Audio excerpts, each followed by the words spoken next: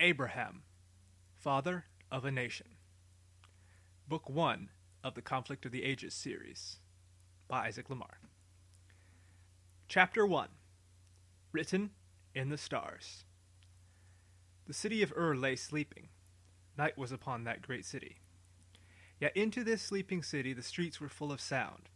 Hosts of armed men, with swords in one hand and torches in the other, led cavalcades of noblemen in their litters through the dark streets. With them also came many servants, male and female, who attended these noblemen. Near the end of the column of noblemen was one litter in particular. This one was gilded, and bore upon the outside the likeness of a man, standing atop a lion, with a bent bow in his hand. The guards around this litter were dressed in their finest gear. They wore red cloaks fringed with gold.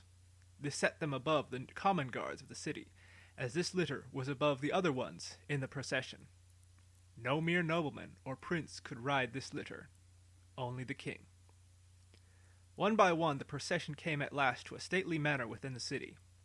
The heralds that led the procession announced to the steward of the house, who was there to greet them, that they be allowed into the house, and to announce to Terah, the master of the house, of their arrival. No sooner had the steward heard the command, but he departed. For all the lateness of the hour, and for what was now taking place in the outer chambers of the manor, the will of the noblemen of the king's court could not be kept waiting. Within a short time the master of the house came down to meet his guests. Terah had been the captain of the king's armies, and enjoyed the esteem and admiration of the king and his courtiers. Now he was 70 years of age, and still respected and venerated. He noticed the meeting hall being filled with the noblemen and magi of the court, each with their attendants, who knelt before their litters to serve as steps, and spread carpets before their feet, that they may not touch the earth. "My lords," Terah greeted, "to what do I owe this great honor?"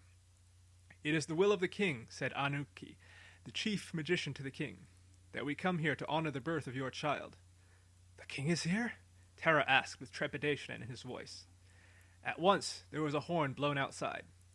Those noblemen within the courtyard of Terah's house separated into two groups, one on the right and one on the left. These then bowed down, each facing each other. The servants bowed lowest, with their foreheads touching the ground, after they had placed cushions beneath the knees of their lords as they themselves bowed. Only the soldiers remained standing. Through the door there entered a man dressed in purple robes, whose sleeves, collar, and hem were fringed with gold. Gold was also the scepter in his left hand, the crown upon his head, and the belt about his waist. He was taller than the others around him, and his hair and beard were dark and neatly trimmed, and dark was the color of his coal-lined eyes. Upon the right shoulder he bore a curious device, a cloak of some thick brown animal's hide, which seemed unseemly for so great a king to be wearing. Behind him walked a servant who bore a gilded quiver and a great bow, whom no other man could bend, save its master. The master of this bow, the king who now received the bowing adulation from his courtiers, was none other than Nimrod.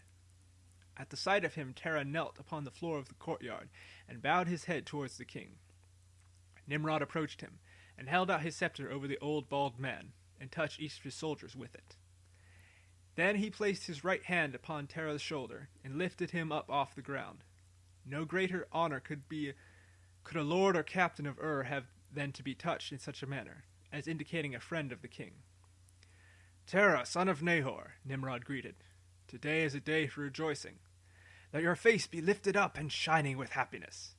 The renowned Anuki prophesied in our presence that the son of our friend would be born this night.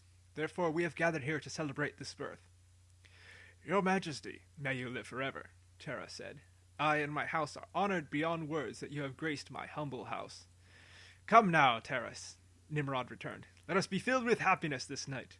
Let an upper room in this house be prepared for us and our courtiers, one with a window on the east. Let the servants bring food and drink, and make music for our entertainment, that the fear of night may be driven away." At once the orders were given. Terah had his steward order the men servants to prepare the upper room for him and his guests. Then he led the king and the courtiers up thither. Behind them came the servants of the king, bearing all manner of food and drink in great number. 8 strong male servants carried the skinned carcass of an auroch that would be eaten at this banquet. Along with them were others who carried large clay jars on their shoulders, filled with wine and various delicacies for the king's own table. These went at once behind the noblemen to prepare the food for the table. One might be led to believe that it would be foolish to prepare a feast of such great magnitude on a moment's notice. This may be true for men of lower rank, but for the great King Nimrod, his will was law, and if he demanded a feast, no might or main could delay his command. Therefore, it was that the tables were set up and prepared within record time. Terah certainly had enough servants to accommodate the king's requests, even with a significant number of them attending his wife Amthelo during her delivery. As soon as the table was set, the king's servants set up fine rugs of blue and scarlet, fringed with gold and silver, and placed these around the low tables. With these also were lavish cushions of soft velvet, upon which the courtiers would recline as they ate. Everyone, from the master of the house to the guests, stood at their places, as Nimrod stepped up to the head of the table.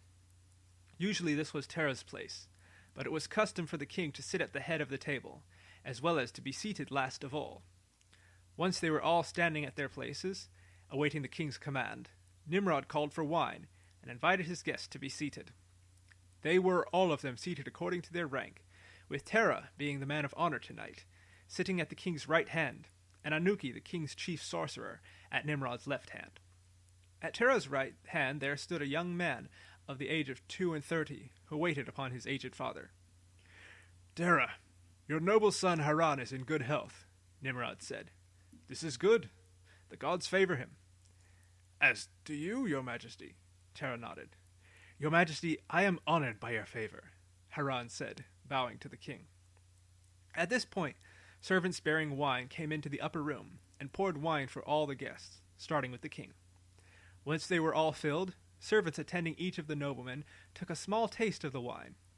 It was the duty of the wine tasters to ferret if the wine was poisoned or not. Depending on the popularity and strength of their masters, such an office was thankless and short-lived. For those in the house of Terah on this night, no poison passed their lips, and they were permitted to live another night. When at last the wine was considered safe to drink, Nimrod raised up his golden goblet and called for the others to stand. "On this auspicious night," he announced, "we show our happiness to Terah at the birth of his child. May Chaldi grant that it is a male child, mighty in deeds and a man of war. May Teshuvah strike down his enemies with his thunderbolts. May Shivani guide and protect him all the days of his life." The others raised their cups and poured out an offering to the gods, then drank for themselves. For these names that Nimrod spoke were the three chief gods, though there were many gods in Ur at this time. So it was the way of the world at this time. Men made gods for themselves, whether from the natural world or from some great king or lord of some land. In some places, there were more gods than there were people. Yet in Ur there numbered no fewer than 12 gods and goddesses, of whom the three, Haldi, Teshba, and Shivani, were the chief gods. As king, Nimrod was also the high priest of the gods, who were collectively called the Chaldim, after their chief Chaldi. But Nimrod, high priest though he was a man of deeds and not accustomed to lengthy speeches. No sooner had he drained his cup, but he called for more wine, and summoned the women and musicians. On the sides of the room, the musicians played songs on the harp, flute, and pipe, usually songs dedicated to the gods and goddesses. Into the lap of each nobleman one or two of the courtesans alighted. They were also arrayed in blue and crimson clothing, very little of it, and bedecked with jewelries of gold, silver, and many precious stones. They waited on every wish and desire of the noblemen, whether it was to feed them, give them their goblet, or to please them with their bodies. As their heads and their bodies were thus inflamed with wine and beautiful women, the food was at last brought out, and they ate their fill. Flat cakes of bread made of rye were broken and dipped in oil seasoned with flavorful spices, or eaten with cheese from the milk of goats. An auroch, hunted that very morning by Nimrod himself, and brought to the house of Terah by his servants, was roasted with herbs over a slow fire, and its meat served as the main course. Sweet chestnuts, filberts, dates, and orange strawberries were served also as delicacies for the noblemen. Nothing short of the finest foods in the land, and sometimes the hardest to come by. So it was that, while they were busy in their meals, the chief servant of the house came to the room and announced to Terah the news that Amthelo had given birth to a son.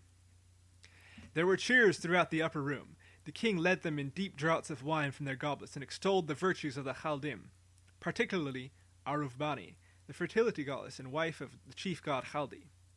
At length Anuki rose from his place and addressed Nimrod. "Great king, may you live forever," said Anuki. "This is an auspicious night, that a son is born to the house of Terra. If it pleases your majesty, I, and the other soothsayers and servants of the Chaldim, would stand upon the terrace under the night sky. For, as it is known among the nobles and grandees of the court, the stars of the heavens foretell the fates of man, be he great or small. As this is the night of the male child's birth, a new star will be seen to rise in the sky. We would not miss this auspicious moment to prognosticate the child's fate, if it please you." "You have our permission, Anuki," Nimrod spoke. "Let the boy's fate be viewed in the stars." He waved them away. Anuki bowed and then, with the other soothsayers, alighted to the terrace. The upper room was the best room in the house, for on the eastern side was a terrace built high over the rest of the city. By day, one standing upon the terrace may look down upon the beautiful gardens of Terra, and further out upon the great walls of the city. Looking south upon a clear day, they could see in the distance a great hill on the edge of sight. It also gave an unmatched view of the heavens for any nobleman who was not a sorcerer of the king's court. Onto this terrace Anuki and the others stood and looked out eastward into the sky. Suddenly a great wonder appeared in their eyes. From the east there blazed a shooting star which passed through 4 other stars, which flickered and died as it passed through them. "Behold, my lord," one of the other sorcerers said to Anuki, "an evil omen is written in the stars." "Yea, verily," Anuki replied. "The male child that is brought this night will surely be great and increase upon the earth, and bring down the high and lofty from their places to inherit it for himself." The soothsayers gathered together closely, and spoke in hushed tones so that their voices might not be heard by those in the upper room. "What shall we do then?" asked another. "If we speak this now in the presence of the king and of Terra, there will be strife between them on our account, and we shall lose our favor. For surely Terra is beloved by the king." "But surely we cannot hide this matter from the king," yet another interjected. "For in time the king will hold this thing to our charge, that we did not hastily divine this matter to him, and then we shall lose our lives." "You speak the truth," Anuki mused. "Therefore, let us wait until Terra is called away from the king, and then we shall tell him of what we have seen." So they all agreed and waited until Terra left the upper room to see his newborn son and to name him. He left at once, with Haran entertaining the king and his guests in the upper room in his stead, while he went to the lady of the house's chambers. As soon as he entered the room, he saw his wife seated upon the birthing stool, and his midwife standing beside her. In the old woman's arms was a tiny infant. His eyes were closed, but his mouth was open into a wide, toothless yawn. Terra's old face came to life. The creases on his forehead and the corners of his eyes spread as he smiled widely in return, his old brown eyes welling with tears. "Behold your son," the midwife said, presenting the child to the old man. Terra took the child in his arms and planted a kiss on the baby's forehead. He smiled again. This little child made him feel young again, for he was the son of Terra's old age. "The name of the child shall be Abram," said Terra, with joy and happiness in his voice. Stay tuned for Chapter 2.